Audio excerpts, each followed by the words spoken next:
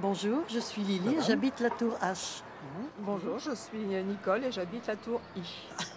Et moi, je suis Pierre Coquet, un des architectes qui a donc participé à la réalisation de ce grand ensemble. Oui, c'était le cabinet Coquet, Père et Fils. Oui.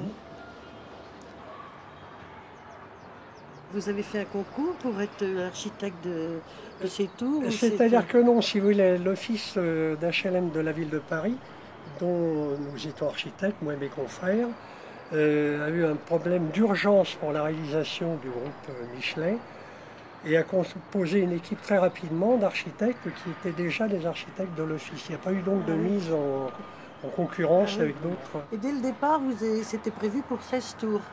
Non, au départ, si vous voulez, on avait plutôt envisagé un plan avec un système plutôt de rue pour reconstituer le tissu urbain traditionnel. Ah oui. Mais rentablement, ce n'était pas jouable. On n'aurait pas pu donner la qualité avec un plan beaucoup plus découpé parce qu'évidemment, ça multipliait les circulations, les évacuations, les terrasses. Et tout ça, ça avait un coût.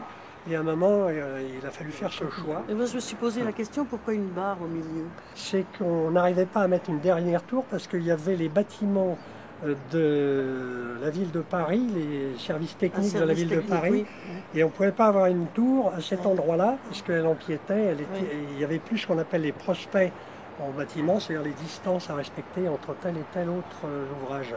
Et donc là, on a été amené à mettre la seule barre d'ailleurs. Donc vous avez mis une tour couchée?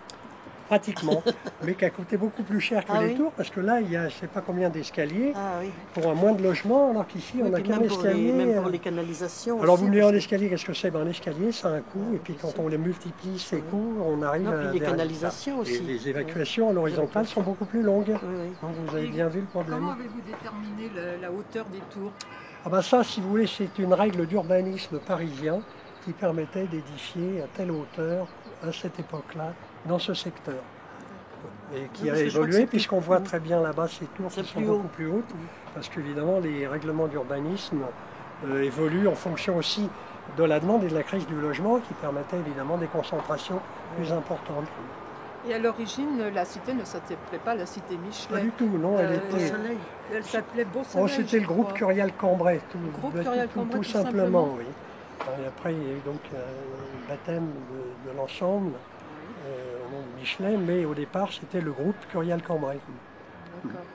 Et il y a eu une inauguration pour ces tours? Non, si vous voulez, il n'y a pas d'inauguration au final, parce que comme il y a un échelonnement de la terminaison des travaux, ça se noie un petit peu dans le temps. Et la construction s'est étalée sur combien d'années? 17 mois. 17 mois. mois. Ça a été rapide. Alors, on a commencé les études, nous, architecturalement, fin deuxième semestre 1965.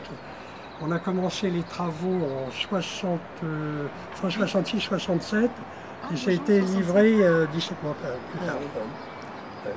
Oui, puisque vous êtes quand même. Parce que moi, je suis rentrée en juin 70. Oui.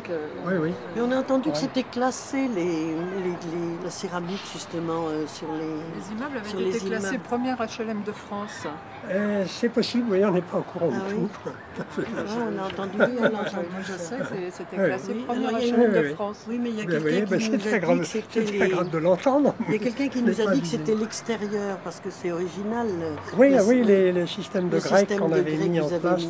Mais ce sont des plaques. Ça a permis de casser un petit peu la rigidité d'un volume parallépipédique et surtout qui était multiplié par un grand nombre. Vous savez, si on laissait les architectes libres, on ferait des choses merveilleuses, mais il y a toujours le côté financier, les censeurs derrière et qui fait que nos élucubrations, à un moment, elles sont stoppées net. On est attention.